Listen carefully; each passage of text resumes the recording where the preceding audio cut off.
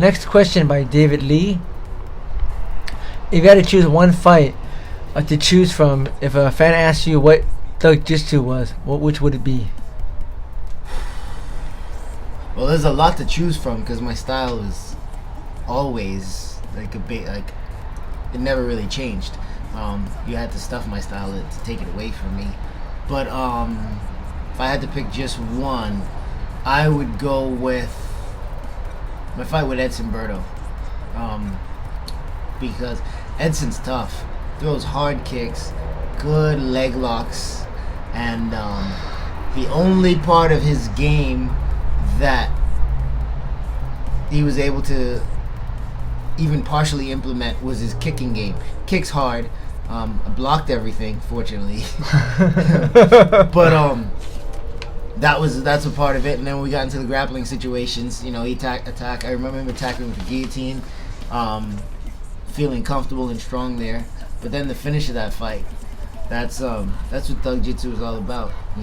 Finding an opportunity and exploiting it. Finding an opponent's weakness and exploiting it. There's a bunch of different fights that I could pick different things out of, but if you made me choose one, I'll go with that one. But if you want to know what Thug Jitsu is, read out. It's like a college course. You got to sit down and we can go through like a bunch of different fights, and I could point out all the different parts of Thug Jitsu to you. So I don't know. Maybe we'll do like an online class. I like that. So I'll be the first student, sir. Next fan question by Lyrical Inoue. How was your experience fighting in Japan?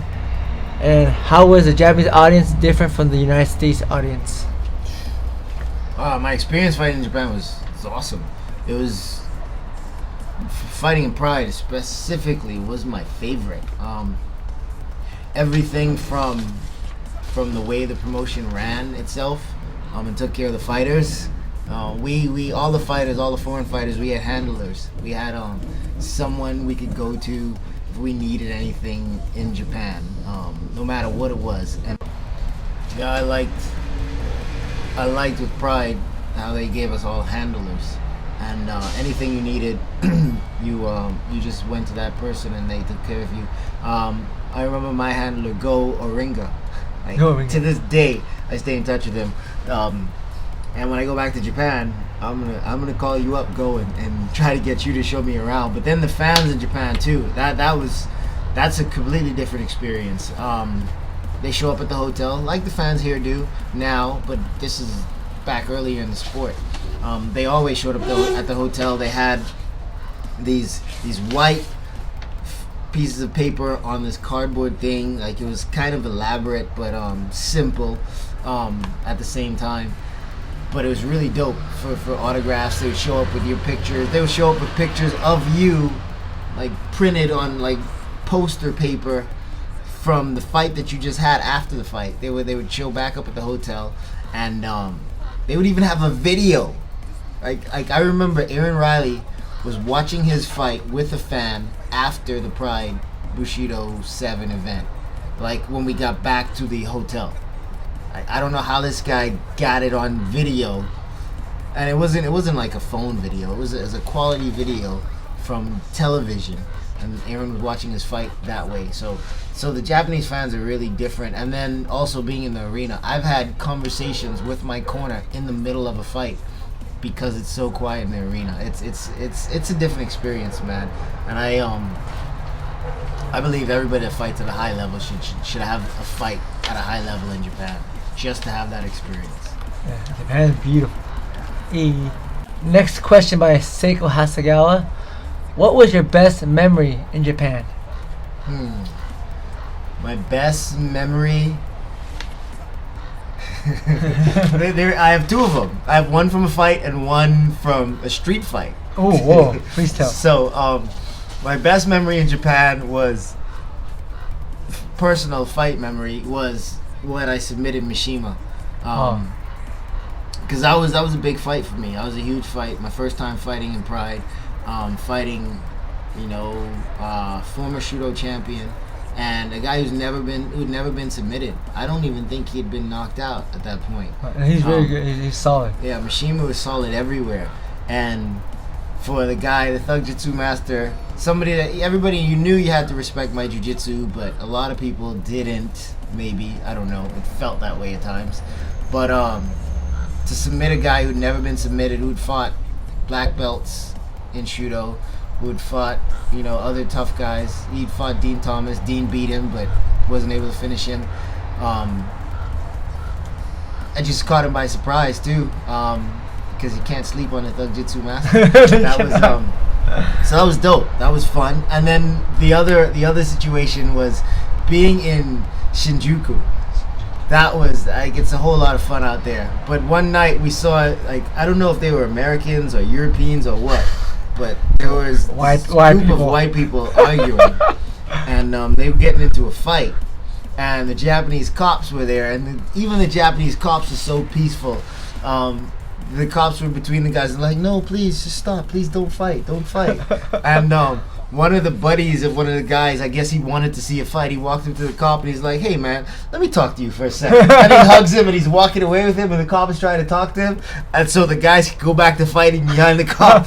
So the cop's like, what? And he's like being polite to the guy who's trying to pull him away from the fight. It's like being polite and telling him to wait because he has to go back and be a police officer. so it's just how polite the people are in Japan. It's really cool. It's all. I mean, there's so many fun experiences there. I remember being in Osaka.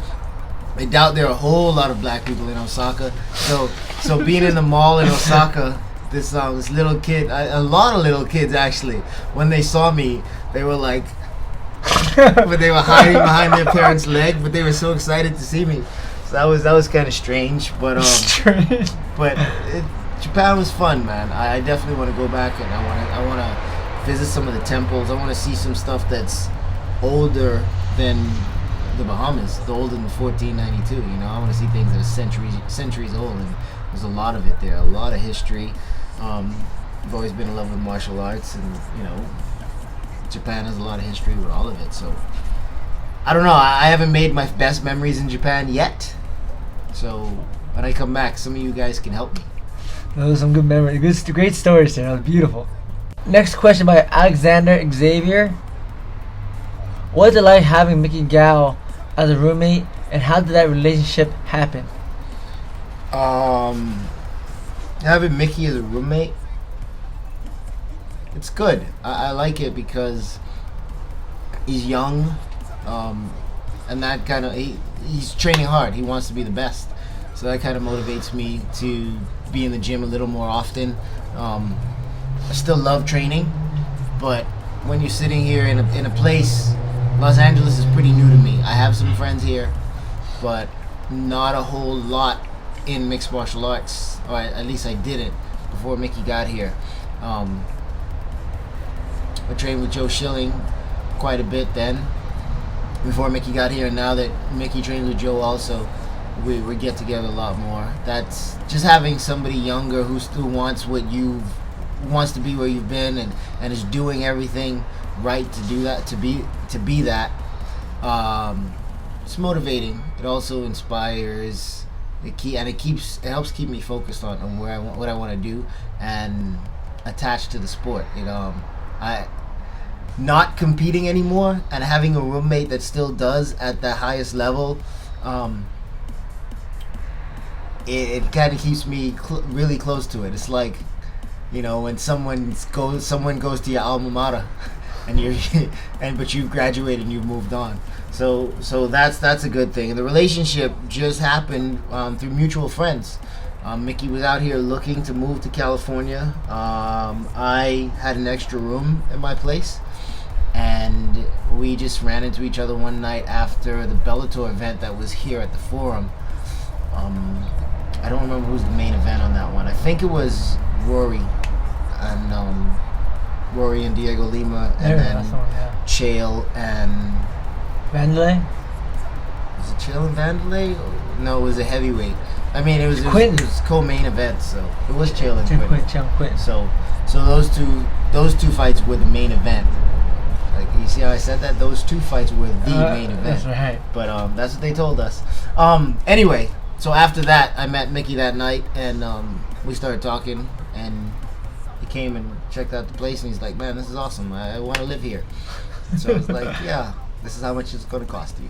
And we went from there, and now it's like I adopted a badass white kid. Oh man, great story. Next question by Wan Lee Tran. What is your favorite snack at the weigh-ins? Okay. Again with the favorites. Now I have favorites for different reasons, right? So, favorite snack for me personally to put into my mouth and enjoy is a donut. Nice. Or pastry, right? Because it tastes good and it's fun. My favorite snack to share is hot chips, like really, really hot potato chips, because it's fun and it's kind of a dick move. Because when I would make 155, I would go a little bit extra hard. I would cut down like 153, 152, and then eat and start my rehydration early. I was a little smaller than most guys, but especially in the new era. But my conditioning was pretty much always on point, unless I was fighting at altitude and not prepared. So eating hot chips and then giving that to an opponent, I think it's kind of a dick move, and the reason why is when you know about this, Nam, after you cut weight, your mouth is so dry. When you start eating potato chips, you're basically eating paste, right? But when it's hot, spicy paste in your mouth, that's really uncomfortable. But at that point, my mouth isn't as dry anymore as my opponents, because they're still sucking it up. Because this is back when weigh-ins were real. It wasn't like this early weigh-in and then the latest ceremonial for television. This is when you stepped on the scale and that was it. So right then, when you have that dry mouth and having to eat hot and try to be cool and take my offer of hot potato chips, you get suckered into it. Oh man, I like hot potato chips. Alright, sir. Last fan question by Brian McLaughlin. What percentage of training should be training versus sparring?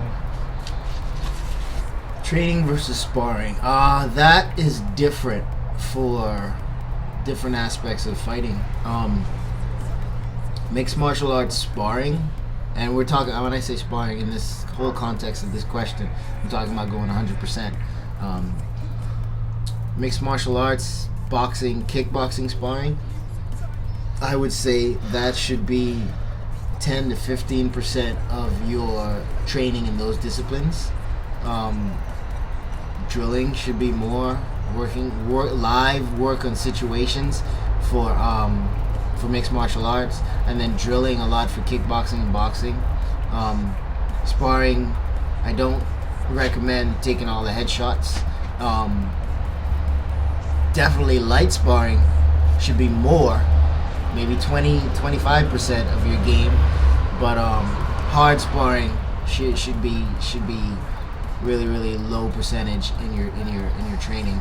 As far as wrestling and grappling, I think grappling should be like 30 to 40% of your training for just that discipline. And drilling a lot of technique, and of course learning technique, but drilling it a lot. But grappling in that department, going hard when you're grappling is not as dangerous. You're not taking the pounding. You can injure your joints and whatnot, but that's unlikely when you're training with someone who has common sense and educated on the sport. So I recommend a higher, of course, degree of grappling, a higher percentage of grappling in your training, and wrestling. But when you come to the striking arts, working your technique, lighter sparring, but you have to go hard sometimes. You definitely have to get in a fight so often, so that when you get in a fight, you're not surprised. But 10% of the time, 15% of the time, getting in a fight, that's a good idea. Thank you, sir. This is not a fan question, this is not part of the questions, but I remember the very first time, I didn't actually meet you, but I had a friend that fought you. His name was Eddie Ruiz, and this is back in 2001. I was still in high school. That was 2000. It wasn't 2001. It was 2000. It had to be 2000, right? I'll tell you. Hold on. My son is 15. Wow, nice. So 2003. Oh, okay. Then I just got out of high school, and I was training jiu-jitsu for 3 years now. And Eddie, he's a wrestler from Golden West College. We went to the same boxing gym, and he told me, "Oh, I want to fight the UFC." And I was like, "Wow, cool. Against who?" Yves Edwards. I'm like, "Wow, okay, cool." At the time, UFC still is very young, very new. So I haven't seen too many of your fights yet. But then I trained with Eddie. We rolled as much as we could, and Eddie, he don't need jiu-jitsu, and I trained with him when I could. It's 2003, so I might have just got my blue belt, so I know a little jiu-jitsu, more than Eddie for sure, because he only wrestled.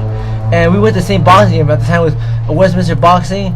And dude, I'll tell you, Ed, dude, he never sparred boxing, and all we did was roll. It did everything light, and I like, oh, okay, he's experienced. He was a junior college state champion, So when we got there, like you said, you ate the donut at weigh-ins. And he was like, look at this guy, eat a donut. Man, what's he doing? Who does that? And I tell you, I'm at ringside. All I remember for 15 minutes is just my experience, like, oh, oh man, I saw a flying knee. Oh, hey, come on, take him down. Flying knee, boom, head kick, boom, and I punch, boom, boom, boom, and like. Before I knew it, the fight was over, and like, man, Eddie's face was so bloody, and he had to get stitches underneath his chin, this giant gash, like 3-inch gash underneath his chin from the flying knee, and like, man, the ride home was very uncomfortable, I can't really say too much, I just try to keep quiet. But do you remember that time, Mr. A? Can you give us your experience on that fight? I remember that fight. That fight happened the day before my son was born. Oh, nice. So that's how I remember it. That was June 6, 2003. And I just remember watching later, or somebody telling me that Eddie said he was gonna eat my soul or something. Oh, wow. He was gonna take my soul. So I don't know. I remember that fight. I remember him being a wrestler. I know he trained with Tank Abbott. But he was tough. He took it. Because I was dishing it out. I had extra to give away that day. And he took it all. It looked like it. Yeah. I remember. I was right there. So, I don't know. It was a fun fight. It definitely shows what Thug Jitsu is, But, yeah, I didn't get the finish because he was tough. I had him in a triangle at one point, and I was trying to be kind of flashy. I just learned this hateful triangle from Tim Crater. Oh, Tim, yeah. And he was able to slip out of that one, but otherwise, I just had a fun time beating up on Eddie Ruiz that day. Oh, that was an amazing event. First time UFC, saw which celebrity. You were a celebrity to me, and I was just a kid. Man, awesome. I think that was when Chuck fought Randy the first time. He did. I think Randy beat him, right? Randy won that. Randy, yeah, I remember. I was in the back. I met Mark Coleman and Randy came around me when he was still alive. God bless his soul. Man, Randy was a beast that night. Oh, I just picked him up and down the ring. You mentioned Kevin Randleman. Kevin Randleman is a beast. I trained with him and Mark Coleman and Mark Kerr. They used to come to Houston a lot and train with Saul Solis. And trained with those guys. Yeah. I trained with Kevin Randleman. I rolled with him quite a bit for his fight with Sakuraba. Oh, wow. So that was fun. I could lock up a lot of Kimuras, but he was way too strong for me to crank any of them. His guns are huge. Man, it was like hugging his arm. But it was fun. It was fun training with him too. Oh, man. He's explosive, man. I bet. It's a scary dude. God, rest in peace. Hey guys. Thank you so much for watching this episode of the Nam Phan JMMA Show with the legendary Yves Edwards. Yay! Yay! Hey, get ready to watch Rush Hour 4. Yay! Hey, how you doing? Thank you very much for watching this episode of the Nam Phan JMMA Show with our guest, Thug Jiu-Jitsu Master Yves Edwards, guys. After the interview, Yves Edwards took me down to a breakfast shop near the area. There's breakfast, and start talking about some other fights and interviews. not other interviews, but other fights that he liked. And for me, I've been watching Yves Edwards fight since I was a kid. Before even I started fighting.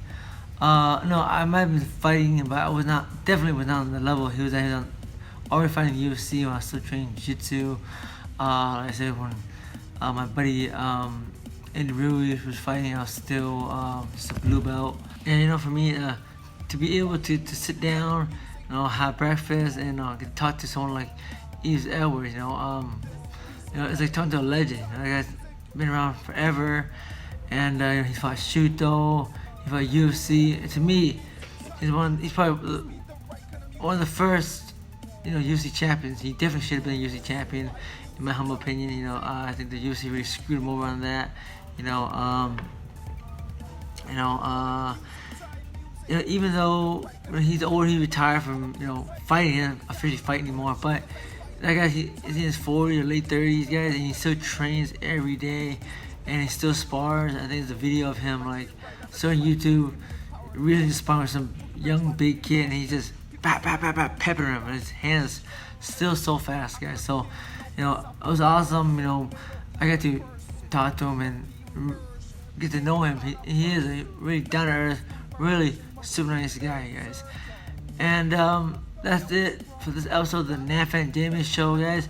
Thank you very much for watching the Nam Phan Nihonjin Zoga no Show, guys. Alright, see you guys later. Fire die, bye. Hey!